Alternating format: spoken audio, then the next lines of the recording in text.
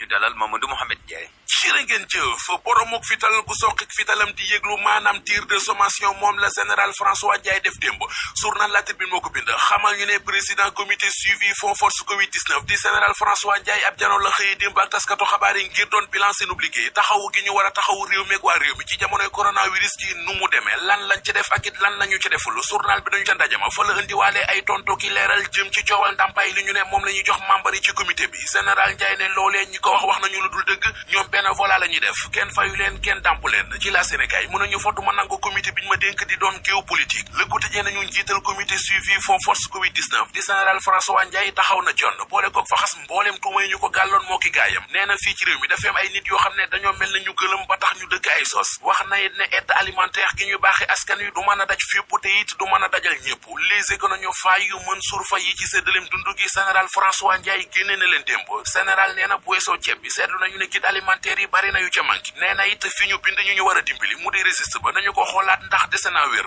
les économies dem na bay xamleet ne bu ñu yaakaarloo askan wi lu mënut a nekk ne ndimbal li du ñëpp ci mën a am ci enquête dina kay ba tey kàddu général Ndiaye mu defa leeral ne li ñu leen dénk mission la boo xam ne dañu koy wéyal dem ca ba jeex bindeef mënu leen cee fàbbi l'observateur nañu général François Ndiaye wax na démb lu am solo nee na juróom benn fukki milliards ak juróom ñeent yi état bi jël jënd ci dund jagleel ko ñi seen bët xonk ci jamonoy mbas mi ndimbal loolee du daj ñëpp du daj fépp ndax matewu ko daanu dajul suuf ki ñëpp bàkkee Baye Fallou Macky Sall di Moustapha Diop ubbi journal ñi génn di wax ak jug di ŋàññi doxalinu Macky Sall ci gestion Covid-19 bi ñooñee la maire bu Louga bi xëy di defanteel nee na dogal yi président Macky Sall jël yëpp ak taxawaayam bi mu taxawee taxawoo ko askan wi ci jamonoy mbas mi lépp gonga rek lépp a jaar ci yoon président wan na ñëpp ne aw askanam ak intérêt général moo ko ñor ci la yore réew mi yamu ca ne ci xët mu njëkkulise ko ma nga fay sàkk moom Moustapha ci ñëpp ñu ànd gunge président Macky Sall nekk ci wetam jàppale ko ngir mu am ndam ci kaw coronavirus bi njatt réew mi mu ne it ki baax ci réew mi rawatina fi réew mi toll moo di Macky Sall bu doon borom kër la ñu ne nit mënu ko ci njabootam li koy wane moo di bi mbas mi duggee ci réew mi ak léegi amul benn dogal ba misir bu mu fi jël te baaxul ba jaaduwul ba tax mu ne képp ku di ministre baa ngay militant APR ba bokk nga bokk ci Benno Bokk Yaakaar na ñëpp booloo jàppale président de la république tubayul ko taxawu ko ci kaw ngor gore ak dëgg gu mat sëkk ci noone journal l'Observateur mi ngi ñuy xamal ne moom Macky Sall kase na code du travail bi ci réew mi ak loi bu bees bu ñu promulgué mu jëm ci wàllu emploi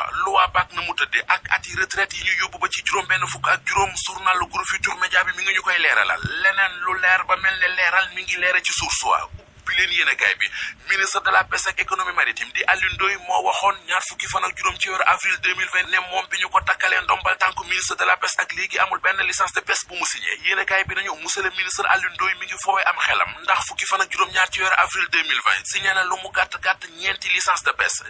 pêche numéro 170 numéro 171 numéro 173 ak numéro 174 Patrice Sané di conseil en communication bu ministre Alioune Ndoye di leeralal waa Source A ne licence de pêche yooyee ñu wax du ay licence de pêche yu yees ministre bi da koo renouveler yeesal ko rek waaye dara yeesu ci lu yees leneen ci mbiri Luc Nicolaï ma ca kaso bu kees l'observateur mi bindoon ne Luc Nicolaï dafa tàmbalee grève de la faim ca kaso ba te kilifa yi yore kaso yu réew mi génnoon weddi xibaar boobee yéenekaay bi xëy na ca yeneen xibaar ba di ñu xamal ne grève de la faim bu Luc Nicolaï ca kaso bu kees lu am la talaata ji weesu la ko tàmbali grève de faim ba sonal gu mu ko sonal moo waraloon sax ñu évacuer ko woon ci hôpital Amadou Sakhir Ndiéguène bu kees. Savon de Marseille Alphé